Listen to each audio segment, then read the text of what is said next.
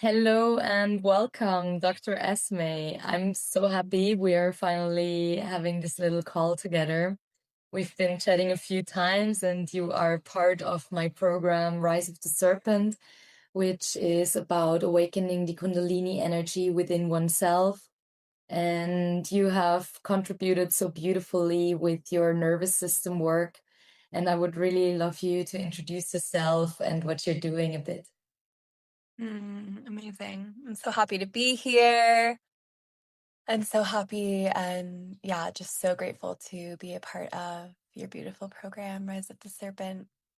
Um, so I'm a doctor of chiropractic. That is my educational background, and I practice a bit differently and work, a bit mystically. And um, I'm the founder of Nervous System Evolution, which is quite a revolutionary technology that has been pouring through me. And it works with the nervous system and the spine in a really potent, energetic way, and really helps to reorganize and evolve the nervous system in ways that we haven't seen before. Um, I've accumulated basically everything I've been immersed in over the past decade into this program called The Opening, which is for women. Um, it's such a gift to be here and to be chatting with you. Thank you so much. I really, really love your work, and I am such a fan of just this piece that you contributed for the program. And I was like, my mind was blowing up so many times when I looked at it, and there is so much to talk about between the connection of the Kundalini energy of this awakening and the nervous system. And personally, I see the nervous system really as this interface between energy and the physical body. It's super interesting to hear your take on it as well. I've been having another talk with Dr. Mauro Zapatera, for example, who is researching the cerebrospinal fluid, who is having a little bit of a different take on it. I have a bit of a different take on it, and I would love you to elaborate yours on how the nervous system and the Kundalini energy are really connected. Mm, Such a beautiful question. I was out in Bali for years, and this is like where I really noticed the connection between Kundalini energy and the nervous system. And so the chiropractic technique that I studied is called network spinal. And so Dr. Donald Epstein actually founded this technology, and it's a really potent technology. But what we work with in that realm is a wave that it's like a natural and authentic and very unique wave that moves through each human in its own like brilliant and genius way. And we call this a somato psychic wave, and it travels directly through the spinal cord, and it liberates all tension patterns that the body has been sort of like operating in, and it's been running the show and it's been living out for all these years, but they're no longer serving, and it liberates that.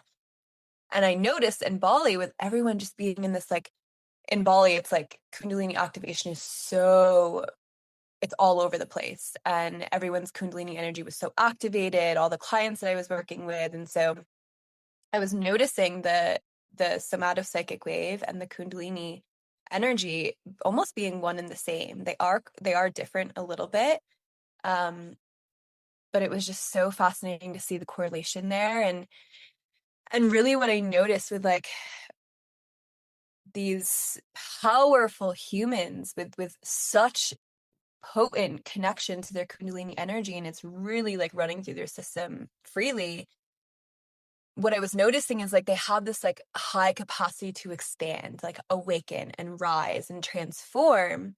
But what we were just talking about earlier, it's like this piece of like integration, really being in the body and grounding this energy in so that it can be sustainable transformation is like where they were missing. And so then my nervous system work helped them really integrate and ground into the fact that this can be sustainable transformation. They don't have to like blow up and then come crashing back down and have all these like insane things happening in their life. And so, I felt like this nervous system piece was actually like quite essential with the Kundalini activation I was experiencing out in Bali to really help ground. Totally. So important. So what I see, there is a lot in this work, a lot of pranic activation, a lot of explosion, release. The body is really freeing itself. The nervous system is kind of shaking to free its patterns. But then the Kundalini energy is something very subtle. And it doesn't always have to be involved with that. And the Kundalini energy is actually something that works like a cooling system for the nervous system. And I would say I'm like so fascinated by this psycho-respiratory waves, you call them, right? Um, and I think the Kundalini energy is actually like a cooling system for the nervous system. So I'm really, really interested in how this goes together. Yeah, beautiful. Well, let me tell you about the two different waves. So there's somato-respiratory wave. So that's like a somato breath wave.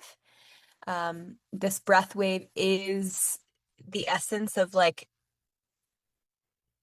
it creates this foundation and this ground for sustainable transformation to land. So it is the essence of integration. It's like the baseline. It's like without the breath making it through the full spine and the full system presencing itself through its breath, we're missing key components of integration. And so we don't actually have that anchored foundation to sustain a transformation. And then somatopsychic wave, it's a different wave. It travels deeper in the body. So the somatorespiratory wave is like quite superficial. It's more connective tissue, fascia, tendons, ligaments, muscular system. It's more superficial in the body. And then the somatopsychic wave travels a bit deeper. And that is the one that's like similar to Kundalini energy, where it's liberating old chronic tension patterns in the spinal cord itself. But so yeah, what I was noticing with this work is like people who didn't have that coherence in their somatorespiratory wave, where the breath wasn't actually making it into certain areas of the spine, the nervous system in specific, like it wasn't actually, it was like almost like there's a stored experience there that the system was like, I don't want to look at it. I'm going to wall it off. Like, I don't want to experience this. And so if we didn't actually have full coherence and full presence of the fullness of ourself, again, the somato psychic wave, when that travels through and it starts to like really like obliterate and liberate, those transformations weren't able to be sustained long term because we didn't have a system that was coherent and integrated to actually sustain that. I don't know if I answered your question, but yeah, there's two different waves. One of them is more like the baseline for us to transform. And then the somatopsychic wave actually allows the transformation to happen. Totally.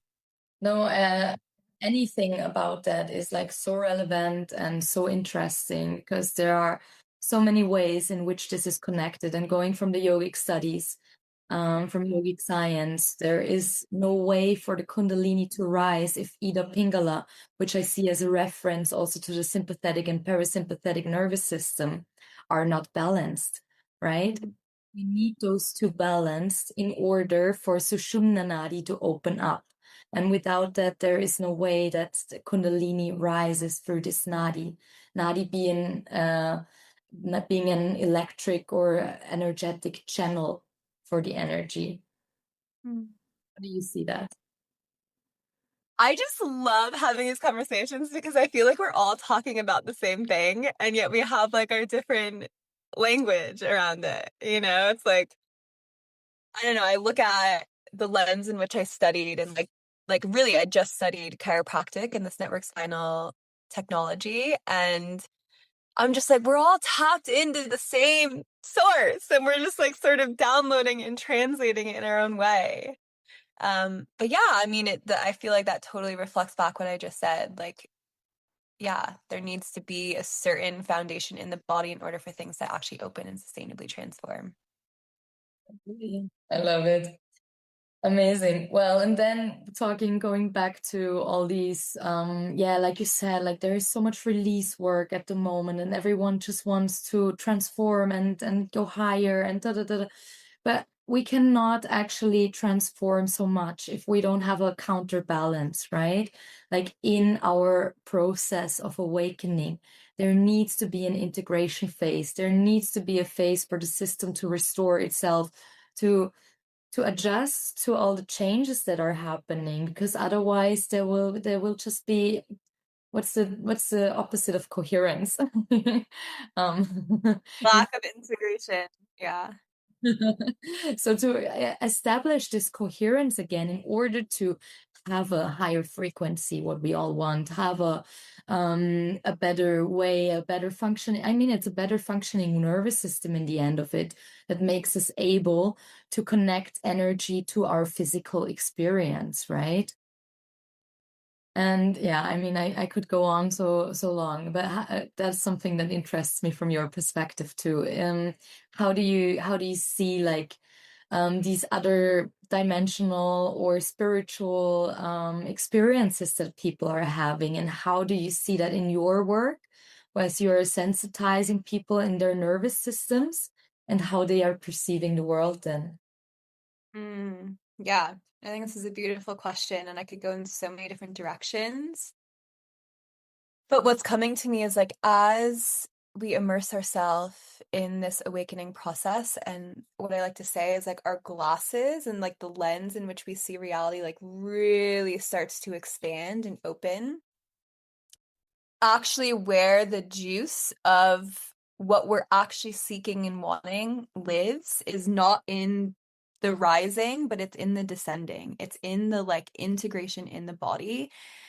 And like, I don't know, there's so many things out there that like almost like programs and conditions us to say like, oh, we're seeking enlightenment, we're seeking this rising, we're seeking this almost like out of the body experience. And the only thing that will allow us to actually integrate that, and like what I like to say is like, um if we have those enlightened experiences, but we never actually come into our body and share those gifts with others and like land it on the earth, like what's the point of it? So it's like stage 10, I work with like the 12 stages of healing.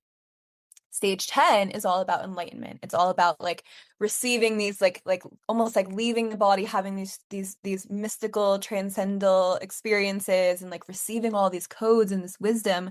But if we just stay there, I mean, what what are we doing?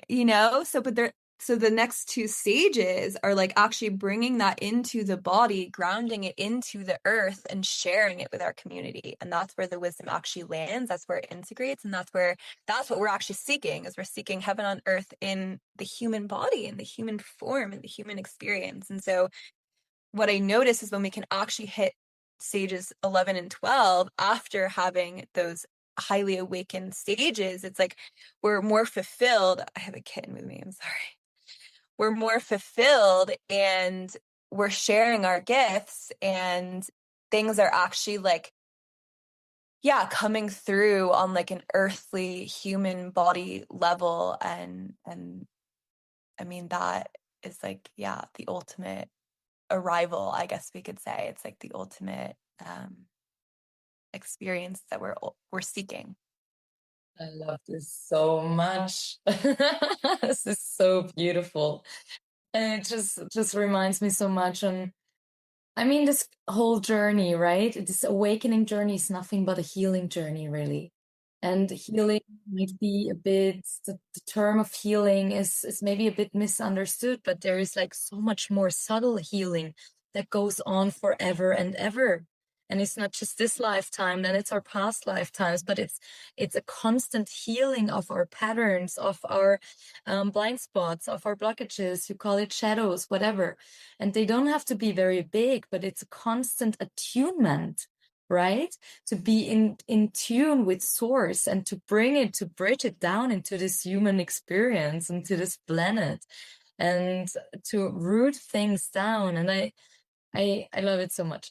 And I think most of the trouble that I see in working with clients is actually something strongly related to the root chakra, right? So this is where our karma is stored, where our most of our trauma is stored. And this means that there is a kind of with many clients, they have a lot of openings, they have a lot of spiritual experiences, but then something is missing.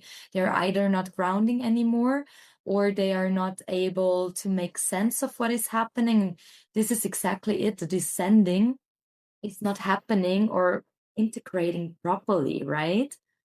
So yeah, I love this so much. And I love how you say that we all come about the same topics or the same realizations in just different terms. Beautiful. So how would you work with clients if they have, let's say, spiritual openings to ground them down? How do you work with this descending? It's beautiful. Yeah. I mean, the entirety of my work really revolves around this descending. So a lot of clients that I am working with are very spiritually attuned. And really, it's like recently it's been just being able to embrace and fully accept the human experience instead of trying to bypass or get anywhere else. It's like, what is actually present? What is actually moving through? And what I like to say, what we're doing in this work is like really becoming vessels for life to flow through uninhibitedly without interference in the nervous system. Because where we're getting stuck is when we have interference in the nervous system, which is the operating system of our body. It's also how we see and perceive and receive reality. I mean, it literally, everything comes back to the nervous system. So if there's interference in there, life is going to get stuck and it's going to create stagnation and stuckness. So it's like, how can we unravel and unfurl, create a nervous system that's fully coherent, doesn't have any interference, and then we really step into the experience of being vessels that life can flow through uninhibitedly, where my perception and my belief in this moment in time is that when we have that interference in the nervous system, it feels troubling or challenging, or like something that we don't want to do is to allow life to flow through. So we continue to leave the body. We leave the body. We're seeking ascension. We're seeking enlightenment. We're seeking these things. So we don't want to actually just presence what's here, because there's stuckness, there's stagnation, there's interference. But when that nervous system is clear, life can flow through effortlessly. So yeah, it's a lot of like the unraveling work that I do with the nervous system. Again, I work with the 12 stages of healing, which we do access enlightenment, we do access those states, but then we come back into the dissension and learn how to share it with our communities somatically. How would our lives look like if we had a perfectly regulated nervous system all the time? Oh, I can't believe you asked me in this way. This is so good. I actually just had a call with the woman inside the opening on this exact thing, the way you just worded it as well. I want to speak into something, and then I want to speak into something else after. And I actually am so curious to hear your opinion on this as well. So often, a lot of students, so out in Bali, I was like training practitioners as well. And a lot of students who are coming in to learn this technology, they were really educated and like strongly on the side of, okay, well, we need to keep coming back into parasympathetic. Like collectively, we're very chronically in sympathetics. We need to keep down regulating the system. And I noticed like all the students coming in with this belief, boom, boom, boom. And so I kept questioning, and I was like, okay, well, if regulation is the ability to fluidly fluctuate between parasympathetic and sympathetic, aren't we sort of manipulating or controlling our system and life, so to say, to try to continue to get back into a parasympathetic state and downregulate our system? So yeah, just to speak into this, like a regulated system is literally the ability to fluidly fluctuate between parasympathetic and sympathetic.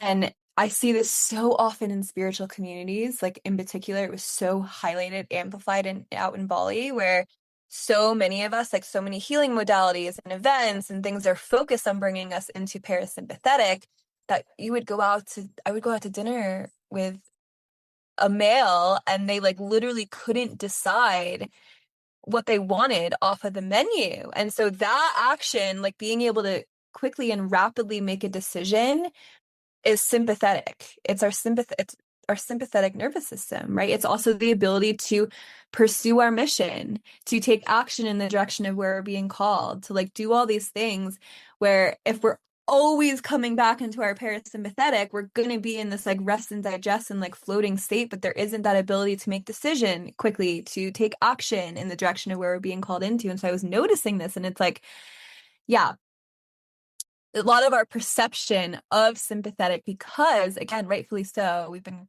chronically in this collective experience of being in chronic sympathetic activation, but we started to perceive sympathetic activation as wrong and bad and like something that we needed to move away from, when actually it is the regulation is the ability to fluidly fluctuate between two in any given moment. So it's like if we're getting stuck in one or the other, that is dysregulation.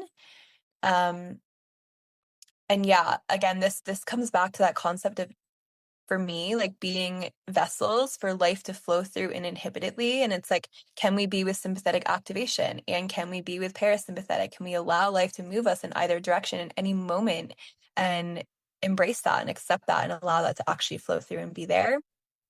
Yeah, and I just noticed this fear of the sympathetic activation, but our fear and resistance to it creates dysregulation. So if we're going to show up and be like, oh, I have to be somewhere else, I have to be in like this parasympathetic, like let me just like breathe deep and calm down and like sit in my meditation and try to calm everything. It's like that resistance to life itself is creating dysregulation.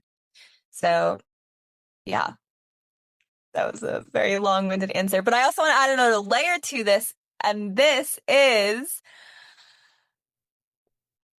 my belief is that the wellness industry, the healing industry, so even beyond the medical system in this moment in time, this alternative holistic healing realm makes us believe that we are chronically dysregulated. And there's a money-making thing happening there, right? There's other labels. They make us believe we have anxiety. They make us believe we have all these different things that we can put labels on, dysregulation being one of them. So there's so many of us out there seeking, how can I regulate my nervous system? How can I regulate? How can I regulate? Seeking these things, spending all this money, all this time, all this energy, believing we're broken, believing there's something wrong, believing we need to actually access something other than what is moving through us in this moment. And that, again, like that money making, like I'm broken, I'm dysregulated, I need to fix something within me, is keeping us on this cycle of needless suffering.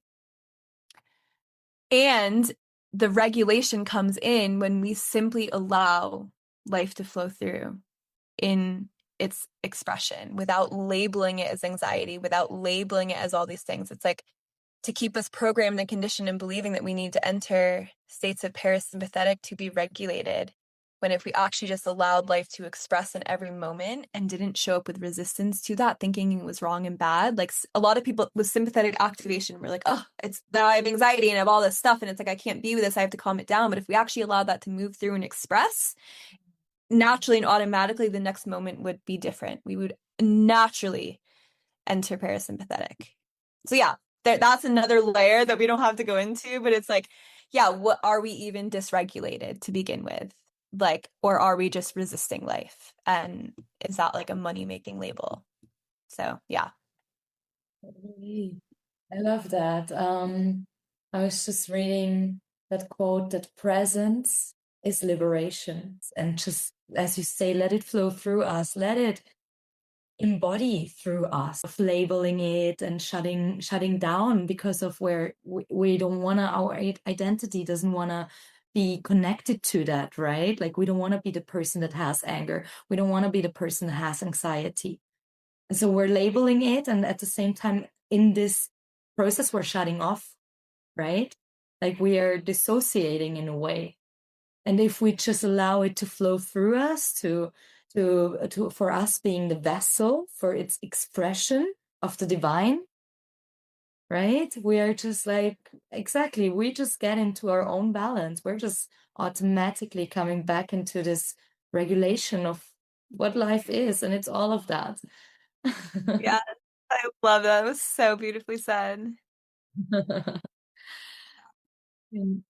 Do you want to share with us a bit on how this work influenced your own life? Yeah, I would love to.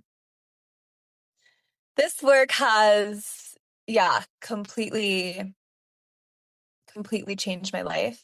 It started with just network spinal care and that network spinal chiropractic, and that really like opened my nervous system, opened my perspective. Like my entire life did a full 180. I went into my first practitioner with like 37 complaints. I was like, I can't breathe fully, I can't think straight, I can't digest. Like I had so many chronic symptoms that the medical system, it was basically unrecognizable in the medical system. They're like, you're within normal limits, you're fine. I was like so fed up. So I like came in with this list of like 37 symptoms. And I just remember I got under consistent care and my world blew up. Like my purpose was like lit up, my path was lit up, my symptoms did a full 180, no longer experiencing them in my body. Um, Again, this was after like consistent 3 times a week, really care, full dive into this work. But that was like the first opening of like I was like on my path, on my mission. Like my body was clear. I was like fully in this radiance that I was like yearning to experience, and I always felt as truth. And then it became even more clear with like as I started to develop my own work, nervous system evolution, and then the opening.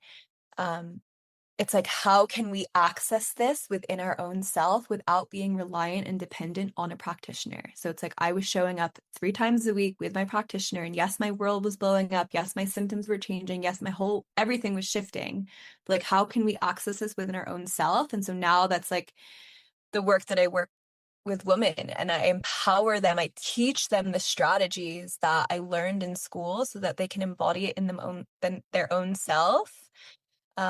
And I noticed this is like completely revolutionizing the healing paradigm as we know it, because it's like we've been dependent thus far on booking sessions with our healers, with our energy workers, with our practitioners, and it's like this other person is doing this thing for us, but that's like subtle dependency and reliancy. And so when I went through my own opening before I actually birthed the school, I felt like, and I feel even silly saying this, like it feels a little silly every time I say this, but I don't know how else to explain it. It just feels like I entered this place where like I was in this like internal arrival. Like nothing in my external shifted. My business didn't shift, like my friendships, nothing really changed. And yet there was something that I had access within where it felt like this like coherence and inner union, and almost like I like received the codes to life, where I was like, whatever life throws at me now, like I know that I can handle this. Like I'm designed for this. Like I have all the tools, all the strategies, all within me. I knew this when I like my little mirror back there. I just like that is my favorite place to be. It's like with my own self, witnessing how life moves through me. And this shift was so massive because it used to be like going to see a practitioner and like receiving the liberation from that. Then it just became like my own experience of my own body, my own life, like in every moment, like I became my own liberation, and that changed everything. So this work, like, I mean, over the past decade, it's like the entirety of who I am. It's quite fascinating. It's so amazing how you are shining when you're speaking about this. It's like really pulling me in so much. So beautiful to witness. So how can we work with you? I guess a lot of people are curious now. Yeah. Um, the opening. So the opening is like the number one thing right now, because this really just gives the keys back to you. It's almost like the handing of the power back to you. Um, and yeah, do you want to hear more about the opening or? Of course. Okay. Yeah, so it's a 3-month program. Um, I hesitate to say program, but there's no other way to really describe it. Um, it's a 3-month portal, I guess we could say. And yeah, it's again just handing the keys back. So everything that I've learned over the past decade is inside of this opening program, and it's a beautiful community of powerful women who move through and really become their own best everything, their own best healer, their own best doctor, their own best lover. And they really access this internal arrival is what I'm calling it, for lack of a better word right now. And yeah, that is the way in this moment in time. So amazing. Well, is there anything else you'd like to add on our conversation? I feel complete and whole with this conversation. Unless there's anything I'd ask. Me too. I really loved it. It's so enjoyable for me to talk with you every time. I'm like, yes, yes, exactly, yes. And there's so much, like me coming from the yogic tantric path, right? Um, Hearing like the medical truths, kind of like quote unquote medical truths behind all of these teachings. And yeah, it's very fulfilling, very satisfying. Thank you so, so much for being here with me. I will put your links in my show notes, and I hope a lot of people are reaching out to you. And thank you so much for your sharings, for your work, for everything that you do, that you embody. And yeah, Mm, so much, Angel. thank you. Have a wonderful rest of the day. Yeah.